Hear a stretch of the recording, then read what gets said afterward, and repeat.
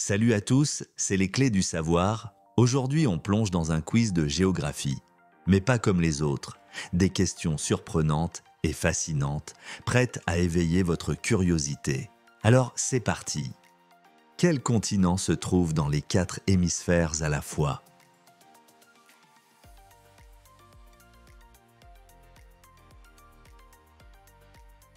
Bonne réponse, Afrique.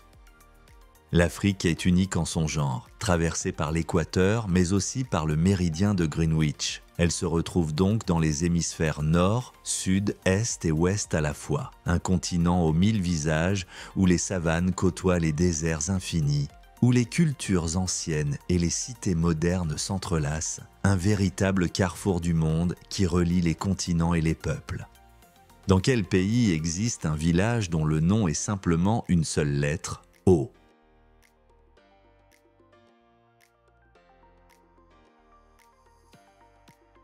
Bonne réponse, Norvège. En Norvège, dans une région côtière, se trouve le village E. Ce nom ne compte qu'une seule lettre qui signifie île en norvégien. C'est un exemple fascinant de toponymie simple et directe, enracinée dans la langue et l'histoire locale. Quel est le volcan actif le plus haut d'Europe?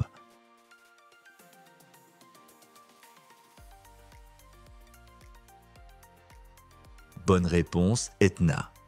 L'Etna, situé sur la côte est de la Sicile, s'élève à plus de 3300 mètres. C'est un volcan actif depuis des milliers d'années. Ses éruptions régulières façonnent le paysage environnant et rendent la région à la fois fertile et sujette aux dangers naturels. Par quelle rivière passe la ville de Bagdad?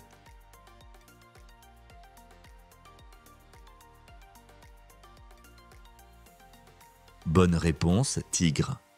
Bagdad, capitale de l'Irak, se trouve sur les rives du Tigre, l'une des 2 grandes rivières de la Mésopotamie avec l'Euphrate. Cette rivière est une source essentielle d'eau, de transport et d'agriculture. Son rôle historique a façonné les cultures et les empires qui se sont succédés dans cette région depuis des millénaires. Quel océan est considéré comme ayant la profondeur moyenne la plus faible?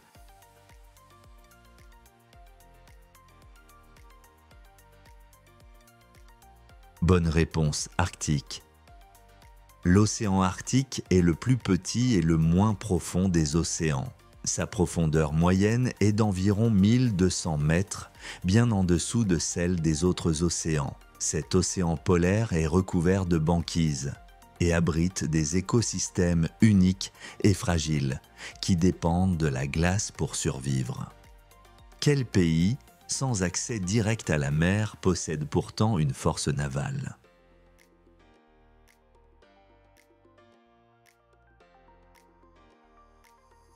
Bonne réponse, Bolivie.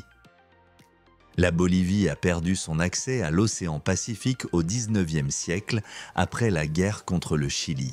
Malgré cela, elle a gardé une marine militaire symbolique qui navigue sur le lac Titicaca et certains cours d'eau intérieurs. Cette marine rappelle les aspirations maritimes de la Bolivie et ses revendications sur le littoral perdu. Dans quel pays est-il interdit de construire des bâtiments de plus de 50 mètres de hauteur?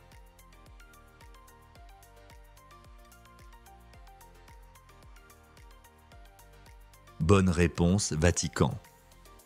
Le Vatican, plus petit État du monde, limite strictement la hauteur des bâtiments pour préserver l'harmonie visuelle et spirituelle de la basilique Saint-Pierre. Ces règles protègent le caractère sacré et historique de ce lieu unique au cœur de la chrétienté.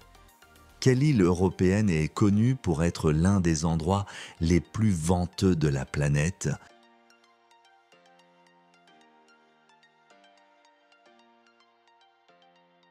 Bonne réponse, Islande. L'Islande est célèbre pour ses vents forts et persistants qui soufflent sur les plaines et les montagnes toute l'année. Ces conditions météorologiques façonnent le mode de vie des habitants et donnent au pays des paysages saisissants et changeants. Dans quel désert se trouve la plus haute dune de sable au monde?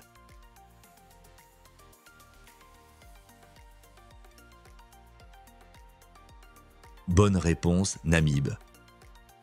Le désert du Namibe en Namibie est célèbre pour ses dunes gigantesques, dont la dune 7 qui culmine à plus de 380 mètres. Ces dunes impressionnantes témoignent de l'action du vent et du temps, créant un paysage à la fois majestueux et austère. Quelle est la capitale la plus au nord du monde ?